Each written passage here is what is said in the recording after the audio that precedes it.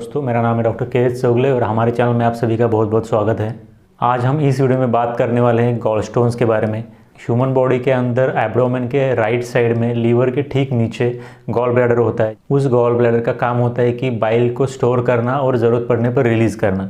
इसी gall bladder के अंदर कभी कभार बिलीरुबिन या फिर कोलेस्ट्रॉल से बनी हुई पथरी या फिर स्टोन पाया जाता है। इसी को गॉल स्टोन्स ऐसे कहते हैं। तो सबसे पहले हम जानेंगे कि गॉल स्टोन्स किस वजह से होता है। सबसे पहला जो कारण होता है वो होता है कि बाइल के अंदर कोलेस्ट्रॉल की मात्रा ज़्यादा होना, इसके वजह से भी गॉल स्टोन्स हो सकते हैं।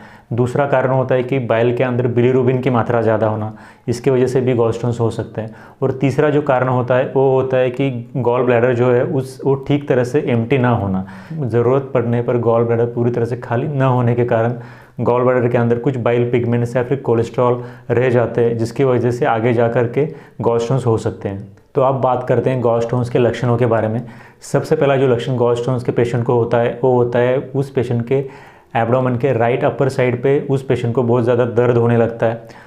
दूसरा जो लक्षण होता है वो होता है उस पेशेंट को एब्डोमेन के बीचों बीच मतलब पेट के बीचों बीच दर्द होने लगता है। गॉल स्टोन के वजह से जो सीने में रेफर्ड पेन्स होते हैं वो पेन्स और हार्ट अटैक के वजह से होने वाले या फिर हार्ट की बीमारी की वजह से होने वाले पेन्स बहुत सी बार सिमिलर होते हैं, इसलिए ऐसे सिचुएशन में पेशेंट भी कंफ्यूज होता है। तो इस तरह के सिचुएशन में सबसे पहले तो पेशेंट की टेस्ट की जाती है। टेस्ट करने के बाद पता चलता है कि जो पेशेंट को पेन्स हो रहे हैं वो एक्चुअली हार्ट की बीमारी की वजह से हो रहे हैं कि फिर गॉल स्टोन की वजह से हो रहे हैं। तीसरा जो लक्षण होता है वो होता है उस पेशेंट को पीठ के ऊपर के हिस्से में राइट साइड पे पेन्स होने लगते हैं। और इसके बाद जो लक्षण होता है वो होता है कि उस पेशेंट का जो राइट शोल्डर है वहाँ पर उस पेशेंट को पेन्स होने लगते हैं। तो ये कुछ प्रमुख लक्षण हैं जो कि गॉल स्टोन्स के पेशेंट में देखे जाते हैं। तो अब बात करते हैं रिस्क फैक्टर्स के बारे में, मतलब कि किन पेशेंट्स को गॉल स्टोन्स होने के चांसेस ज़्यादा होते हैं इसके विषय में। सबसे पहली बात तो फीमेल पेशेंट्स में गॉल स्टोन्स होने के चांसेस ज़्यादा होते हैं मेल पेशेंट्स के मुकाबले। दूसरी बात कि जिन भी पेशेंट का उम्र 60 साल से ऊपर है उन लोगों में गॉल स्टोन्स होने के चांसेस बढ़ जाते हैं। तीसरी बात ओबेसिटी, अगर किसी पेशेंट का वजन बहुत ज़्यादा है तो उसके अंदर भी गॉल स्टोन्स होने के चांसेस बढ़ जाते हैं। चौथी बात होती है प्रेगनेंसी, अगर कोई फीमेल प्रेग्नेंट है तो उसके अंदर बाकी के फीमेल्स के मुकाबले गॉल स्टोन्स बनने के चांसेस ज़्यादा होते हैं। अगर कोई व्यक्ति अपने खाने के थ्रू या फिर डाइट के थ्रू फैट कंटेंट ज़्यादा ले रहा है और फाइबर कंटेंट कम ले रहा है तो उस व्यक्ति में भी गॉल स्टोन्स बनने के चांसेस ज़्यादा होते हैं। और इसके साथ साथ जिन भी पेशेंट्स को डायबिटीज़ है तो डायबिटीज़ के पेशेंट में भी गॉल स्टोन्स बनने के चांसेस बाकी पेशेंट के मुकाबले ज़्यादा देखे जाते हैं। तो अब बात करते हैं गॉल स्टोन्स के कॉम्प्लिकेशन के विषय में। सबसे पहला जो कॉम्प्लिकेशन हो सकता है गॉल स्टोन की वजह से वो होता है कि inflammation of the gall bladder, मतलब गॉल ब्लैडर को सूजन आ सकती है। दूसरा कॉम्प्लिकेशन होता है कि जो बाइल डक्ट है वो ब्लॉकेज हो सकती है। तीसरा कॉम्प्लिकेशन होता है कि जो पैनक्रियाटिक डक्ट है वो भी ब्लॉकेज हो सकती है। और चौथा जो कॉम्प्लिकेशन होता है वो बहुत ही डेडली होता है, जिसके वजह से कि उस पेशेंट को गॉल ब्लैडर का कैंसर भी हो सकता है। तो ये कुछ कॉम्प्लिकेशंस है जो कि गॉल स्टोन्स के पेशेंट में देखे जाते हैं। तो अब बात करते हैं टेस्ट के बारे में जो कि टेस्ट किए जाते हैं गॉल स्टोन्स को डिटेक्ट करने के लिए। तो इसके अंदर जो सबसे पहला टेस्ट किया जाता है वो होता है ultrasonography of the abdomen. Sonography के अंदर पता चल जाता है कि पेशेंट में अगर गॉल स्टोन्स है तो उनकी साइज़ क्या है, वो कहाँ पे एग्जैक्टली है, अगर कोई ऑब्स्ट्रक्शन पैदा कर रहे हैं तो ये सब चीज़ें सोनोग्राफी के अंदर पता चल जाती है। किसी पेशेंट में इसके आगे जा कर के CT scan of the abdomen भी करना पड़ता है। इसके बाद कुछ ब्लड टेस्ट भी होते हैं जैसे कि CBC या फिर liver function test, serum amylase, serum lipase, serum calcium level, इन तरह के कुछ ब्लड टेस्ट हैं वो भी इस तरह के पेशेंट में करने पड़ते हैं। तो अब बात करते हैं गॉल स्टोन्स के ट्रीटमेंट के विषय में। अगर कोई गॉल स्टोन का पेशेंट है और उसके अंदर कोई भी तरह के किसी भी तरह के लक्षण दिखाई नहीं दे रहे हैं तो उस पेशेंट को किसी भी तरह की ट्रीटमेंट नहीं दी जाती या फिर उसी पेशेंट को किसी भी तरह की ट्रीटमेंट की ज़रूरत नहीं होती।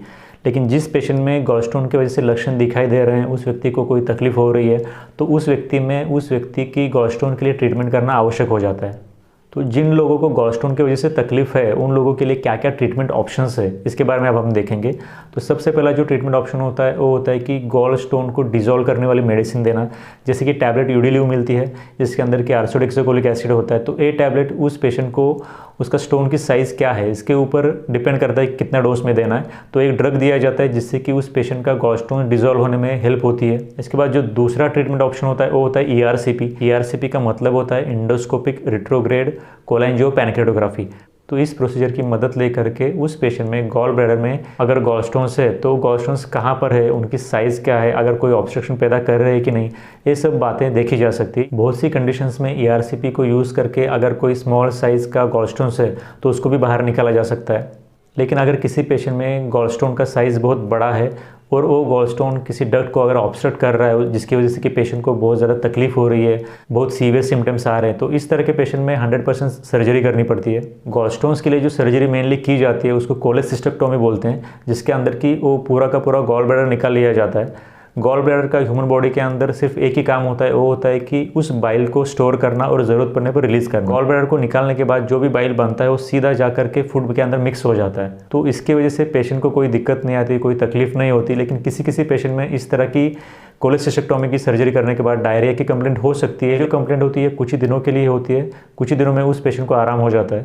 एक बार गॉलस्टोन्स निकालने के बाद फिर से फ्यूचर में उस पेशेंट को गॉलस्टोन्स का खतरा ना रहे, इसके लिए कोलेसिस्टेक्टोमी करना सबसे बेस्ट होता है। तो अब बात करते हैं कुछ लाइफस्टाइल चेंजेस के बारे में, जो कि लाइफस्टाइल चेंजेस उस पेशेंट को अपने डेली लाइफ में फॉलो करने हैं। तो इसके अंदर जो सबसे पहली बात है वो ये होती है कि उस गॉलस्टोन के पेशेंट को दिन में थोड़े थोड़े समय पे कुछ ना कुछ खाते रहना है। हर 3 से 4 घंटे में उस पेशेंट को थोड़ा थोड़ा कुछ खाना खाते रहना है।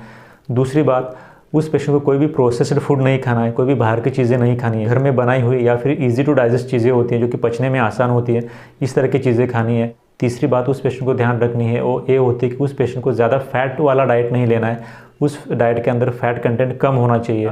चौथी बात जो है उस पेशेंट के लिए वो ये होती है कि उस पेशेंट को अपने डेली खाने में दिन में कम से कम 1 से 2 बार तो सलाड्स खाने हैं। सलाड्स खाने की वजह से उस पेशेंट को ज़्यादा मात्रा में फाइबर्स मिलते हैं, विटामिन मिलते हैं, जो कि पेशेंट को रिकवर करने में बहुत हेल्प करते हैं। तो ये कुछ बेसिक बातें हैं गॉलस्टोन के विषय में। अगर आपके कुछ डाउट्स हो तो आप कमेंट सेक्शन में ज़रूर पूछ सकते हैं। आपके डाउट्स को आंसर करने की पूरी कोशिश की जाएगी। हमारे चैनल को लाइक और सब्सक्राइब करना ना भूलें और इस वीडियो को अंत तक देखने के लिए आप सभी का धन्यवाद।